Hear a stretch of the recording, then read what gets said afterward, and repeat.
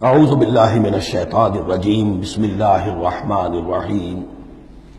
اب وہ آ رہی ہیں دو آیتیں، یا ایھا الذین آمنوا لا یسخر قوم من قوم عسى ان یکونوا خیرا منہم ولا نساء من نساء عسى ان یکن خیرا منہن۔ اہل ایمان تم میں سے کوئی گروہ دوسرے گروہ کا مذاق نہ اڑائے، تمسخر نہ کرے، ہو سکتا ہے کہ وہ ان سے بہتر ہوں۔ جن کا تم مذاق اڑا رہے ہو، کسی ایک برائی کو دیکھا ہے تم نے، کسی ایک عیب کو دیکھا ہے، اس کی ناک چھوٹی ہے، اس کا کان چھوٹا ہے، اس کا فلاں یہ ہے، اس کا یہ ہے، تو تم نے تو کوئی عیب دیکھا ہے ظاہری، ہو سکتا ہے دل میں اس کے تقویٰ تم سے 10 گنا زیادہ ہو، اللہ کی محبت، اللہ کے رسول کی محبت تم سے 1000 گنا زیادہ ہو، تو تمہیں کیا پتا، تم نے تو ایک چیز دیکھی ہے۔ اسی طرح عورتیں دوسری عورتوں کا مذاق نہ اڑائیں، عسیٰ ان یکن خیرا منہن، ہو سکتا ہے کہ وہ جن کا مذاق اڑایا جا رہا ہے وہ اللہ کی نگاہوں میں بہتر ہو ان سے جو مذاق اڑا رہی ہیں۔ ایک حکم تو ہو گیا تمسخر نہ ہو۔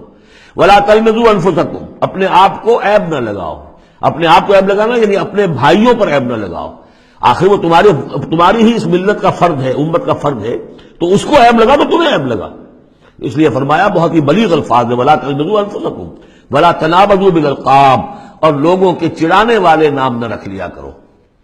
کسی جماعت کا نام کچھ اور ہے، اس کو چڑانے کے لیے نام کچھ اور رکھ لیا گیا ہے، یا اور کسی فرد کے لیے، کسی گروہ کے لیے، تو یہ جو ہے ایک دوسرے کے اوپر اس طریقے سے ڈال دینا اور نام ان کے اوپر کہ جو ان کو پسندیدہ نہیں ہے، یہ 3 کام ہو گئے، ایک آیت میں روکا گیا۔ اس کی وجہ سے اکثر ایسا ہوتا ہے، کبھی ایک دوست آپ ایک خاص قسم کا مذاق اس سے کر رہے ہیں یا کسی لفظ سے اس کو چھیڑتے ہیں، 100 دفعہ وہ سن لیتا ہے، کوئی اثر نہیں ہوتا، کسی وقت عجیب کیفیت ہوتی ہے اس کی کہ اس کے دل میں جا کر زخم کی طرح لگ جاتا ہے اور پھر وہ دل کا رشتہ ٹوٹ جاتا ہے، اور ایک ایسی جو ہے اس کے اندر گرہ پڑ جاتی ہے، پھر کھولے نہیں کھل سکتی۔ لہذا محتاط رہو۔ بئس الاسم الفسوق بعد الایمان، ایمان کے بعد تو برائی کا نام بھی برا ہے، کیوں ان چیزوں میں جا رہے ہو؟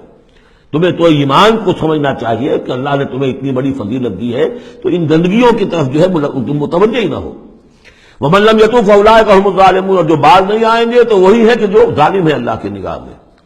تو ترغیب بھی ہے، تشویق بھی ہے، سمجھانے کا انداز بھی ہے، اور ڈانٹ ڈپٹ بھی ہے۔ باز نہیں آؤ گے تو اللہ کی نگاہ میں پھر تم ظالم ہو۔ اگلی آیت میں پھر 3 چیزیں، وہ پہلی 3 چیزیں رو در رو ہوتی ہیں آمنے سامنے، اور یہ 3 چیزیں وہ ہیں جو غیب میں ہوتی ہیں، پیٹھ پیچھے ہوتی ہیں۔ یا ایھا الذین آمنوا اجتنبوا کثیرا من الظن ان بعض الظن اثم، اہل ایمان زیادہ ظن کرنے سے بچو، خام خواہ گمان بٹھا لینا کسی کے بارے میں، جب تک کہ کوئی بات ظاہر نہ ہو جائے، کسی کی طرف سے کوئی روش یا رویہ یا کوئی اقدام جو ہے واضح طور پر سامنے نہ آ جائے، اپنے دل میں خام خواہ کوئی اس کے بارے میں جس کو ہم کہتے ہیں سوء ظن پیدا کر لینا۔ ان بعض الظن اثم، بعض ظن جو ہے وہ تو گناہ کے درجے تک پہنچ جائیں گے، اس لیے کہ تم نے اپنے دل میں بات بٹھا لی ہے، حالانکہ اس میں وہ شے ہے ہی نہیں۔ لہٰذا یہ تمہاری طرف سے گویا کہ ایک تہمت ہو رہی ہے اس کے اوپر، قلبی طور پر تو تہمت ہو گئی۔ ولا تجسسوا، اور دوسری بات یہ ہے کہ ایک دوسرے کے حالات کی ٹوہ میں نہ رہو۔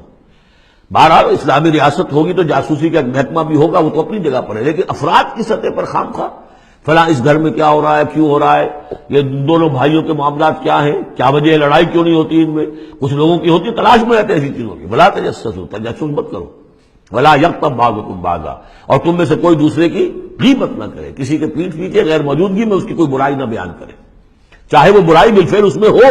حضور سے پوچھا گیا کہ حضور اگر وہ برائی اس میں ہو، آپ نے فرمایا تبھی تو غیبت ہے، اگر برائی ہے نہیں تو تہمت ہو گئی، وہ تو غیبت سے دوہرا جرم ہو گیا۔ لیکن یہی ہے کہ کسی مسلمان بھائی کی غیر موجودگی میں اس کی کوئی برائی بیان نہ کی جائے۔ ایحب احدکم ان یاکل لحم اخیہ میتا، کیا تم میں سے کوئی شخص اسے پسند کرے گا کہ وہ اپنے کسی مردہ بھائی کا گوشت کھائے؟ فکرہتموہ، یہ تو تمہیں بہت برا لگا، بہت گھن آیا، یہ کیا بات کہہ دی اللہ تعالیٰ نے؟ کوئی شخص چاہے گا یہ کہ اپنے مردہ بھائی کا گوشت کھائے؟ لیکن یہ اخلاقی سطح پر یہی کام تم کرتے ہو۔ غیبت جو ہے اخلاقی سطح پر یہی ہے، کیوں کہ جو شخص موجود نہیں ہے آپ اس کی عزت پر حملہ کر رہے ہیں۔